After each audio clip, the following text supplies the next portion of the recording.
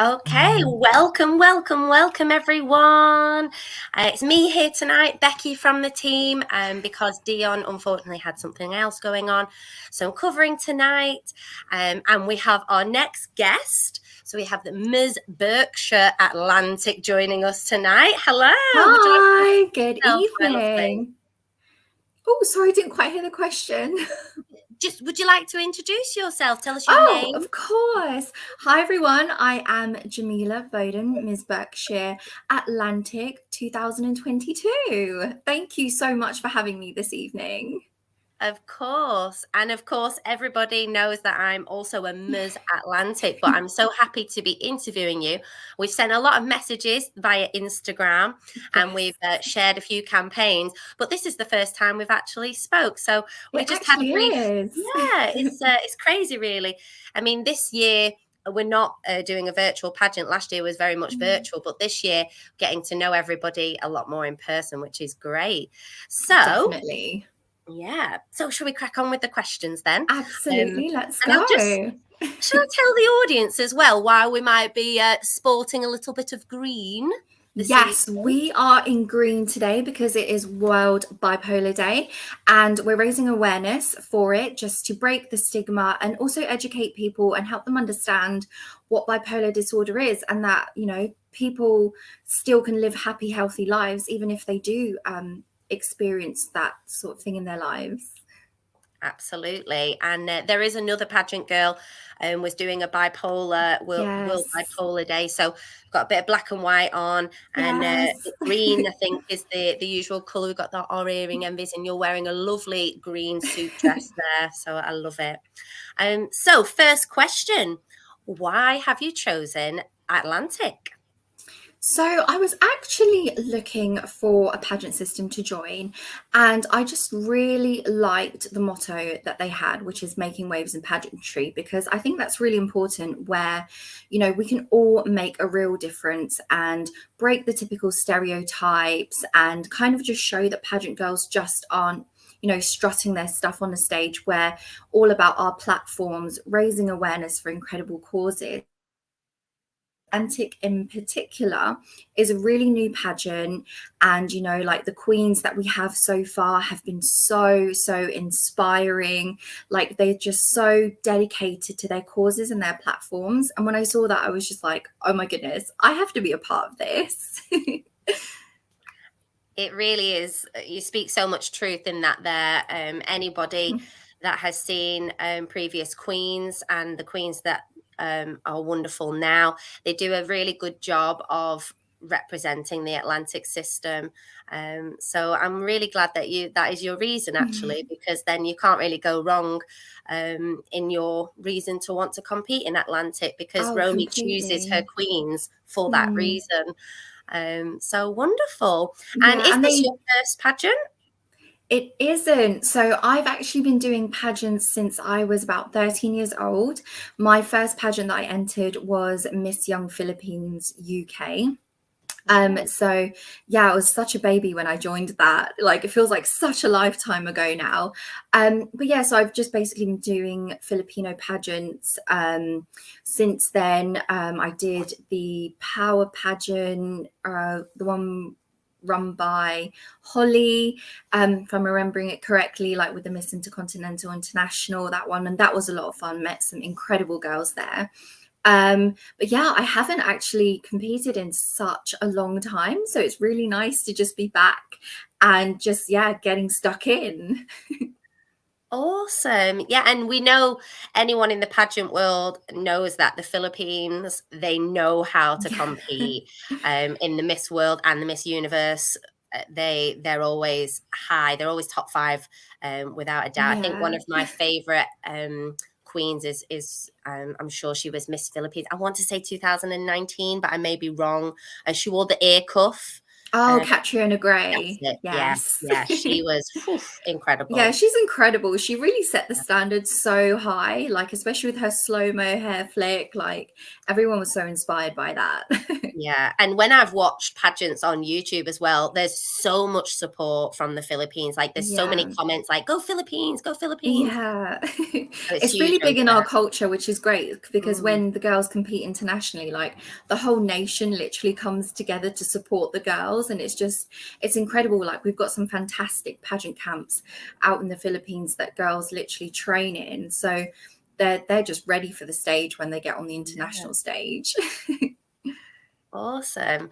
Well, thank you for sharing that about your pageant journey so far. But you're not 13 anymore. You're in the Ms. No. category like me, Yeah. which is exciting. And yeah, it's great, isn't it? We can compete at any age these days. Yeah. So, what Yes. you say you're, That's really important. Oh, sorry. it's I was going to say okay. it's really Connect in important, the 2 like that there's seconds. still, yeah, it's important that like girls still have the opportunity to compete, especially in the Ms. and the Mrs. category as well, because like everyone should like still be able to like get up on the stage and just feel good about themselves and empowered. So yeah, that's what I love, that like there's more like age groups now that girls can compete in. Quite. And I really loved what you said about the ethos of Atlantic, Hmm. making waves, because that's actually in one of the Encanto songs as well. She sings "Changing Mind, Oh, Making Waves," or it might be the other way around. I can't yeah, remember now, but love that. yeah. So it's one of the best ethos, I think. Yeah, So, what definitely. is your platform or charity that you're supporting? Share a little bit about that with us, please. Yeah, so my platform is called Grief, Love and Life. And it's really based around, I guess, dealing with grief and bereavement. So the charity that I'm fundraising for alongside Mind is also Cruise Bereavement Support.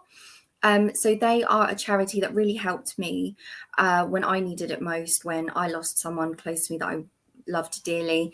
And it's just allowing people to feel that they are allowed to feel lost. It's like the typical saying, it's okay not to be okay, but also making people more aware that there is a charity like this who are trained to help you deal with like bereavement or losing someone, like the loss of your sense of self sort of thing, and just going through that grief journey as well, because I feel like it's not something that's spoken about a lot, where your life changes literally in a split second and then that person is there and then they're gone, and then it's dealing with all the emotions, like mentally, physically, emotionally, because it is such a roller coaster. Like for me personally, I felt that my life was flipped upside down, and it was like someone telling me, okay, breathe underwater, and then I was like, oh my god, I don't know how to breathe underwater at the moment. And that's why I think Cruise is a charity that's really close to my heart, because when I was feeling like that, there was someone on the other end of the phone basically just talking me through my thoughts. They offer counseling as well. Like their volunteers are incredible.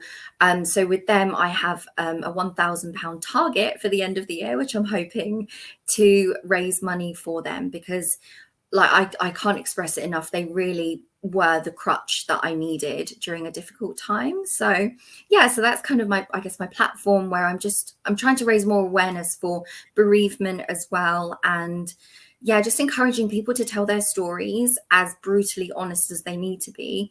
And yeah, just to speak up when they need that support, where you're just like, oh my god, how am I going to get through today, and how am I going to get through the rest of the year without this person? So yeah. So I've just ranted about that. No, that I wanted to put my hand to my heart actually while you were talking, because it just, yeah, it's a shame actually that Dion isn't interviewing you right now, and I'm sure she Mm. wouldn't mind me um, mentioning that she's gone through a lot of loss recently, Mm. and so charities like sorry, what's it called, the cruise, as in, Cruise, yeah. yeah, would you spell it like a cruise, like a cruise ship? Is that how you spell it? Cruse, yeah. Okay, so cruise Yeah. with a, yeah, so it's fascinating really, because Mm. like you said, it's not really talked about, but it's something that Mm. inevitably everybody is going to experience. Oh, We all have absolutely. grandparents, parents. Mm, It's the one thing that makes us all human. We are not going to be here one day, and we are yeah. going to leave people behind. And I think our generation, certainly, we don't understand how to regulate emotions, and we haven't Mm, maybe been given permission to feel in the past, and so you have to feel like there's a shame, there's a stigma of shame attached to mm, grieving, and certainly I think it's wonderful what you're doing and to spread that awareness. And I think it's beautiful as well that you found that in your time of need, mm, because that's what makes us passionate about these platforms, is that it's helped us definitely. in some way, and it's like a gift, really, that we Mm. pass that on to other people out Oh, there. absolutely. And the thing is, the thing that I've found is that a lot of people don't know how to deal with grieving people as well. And like, it's more just like raising awareness of like what might be a good thing to say and maybe what you should stay away from. Because I know that when I was going through it, a lot of people were like, oh, don't worry, you'll get over it, kind of just like brushing it aside. And I was like, oh my goodness, I need to like just shout about this as much as possible, that like this is going to be like an ongoing sort of, I guess, heartache, that like that's someone that's no longer there. And I try as much as I can to um just honor their memory and just think about how would they want me to deal with these things. But then there's a lot of people who don't deal with loss very well as Mm. well. I know I definitely didn't. So yeah, and I think that like even like businesses, they only really give you 2 working days to just, you know, have that time to deal with grief. So it is something that definitely a lot of businesses need to reconsider as well, about giving people that compassionate leave. That would be a really good fight, a Mm, cause, sorry, to fight for, because yeah. yeah, I can't. I touch wood, knock on wood. I'm very lucky that I've got to the age of 30, and my experiences with grief have only been around losing a pet Mm, or a yeah. distant relative, really. So Mm, I haven't lost anyone close to me yet. I mean, my granddad has dementia, which in its own way is grieving him, but he is still here.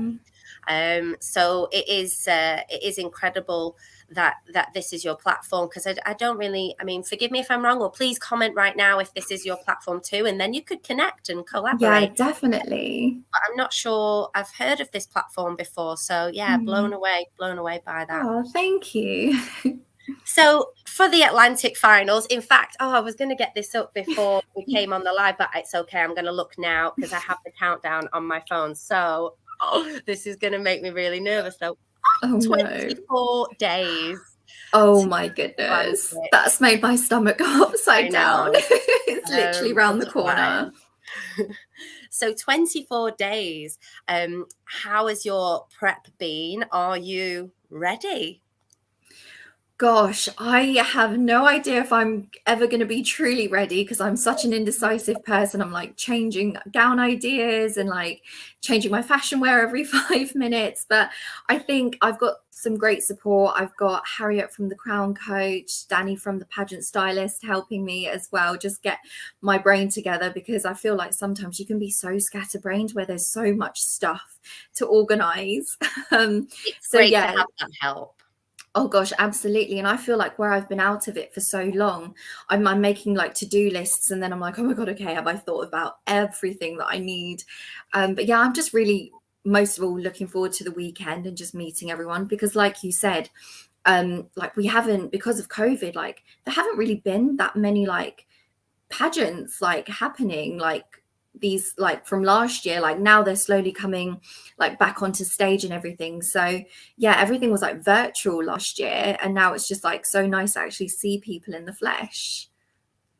Yeah, it's been great, actually. And I think there was a young international miss that was Hmm. European there was Yemi earlier this year. Yeah. I always got that wrong. They're gonna, Chanel's gonna, but yes, there was Yemi earlier on this year, and that was about 2 hours from me, but it was so worth the drive because I met Hmm. a few of the Miss contestants in person, and I am buzzing for the weekend and just for the ball the night before. Yeah, of It's just going to be course. completely such a good vibe, such a good vibe. Yeah, that's what I love about like pageant weekends, because it's just like it's so jam-packed into like a small weekend, and it just goes by so quick, and you're like, oh my gosh, it's Sunday and everything's over, and then you're just like, right, I need to get back on the stage again. Mm.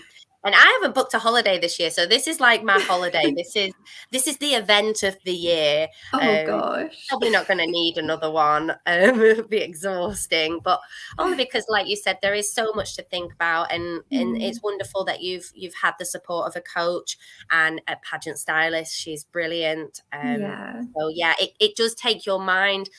If you let them worry about the little things, then you can concentrate on the rounds. So leading me on to my next question, what is your favorite round?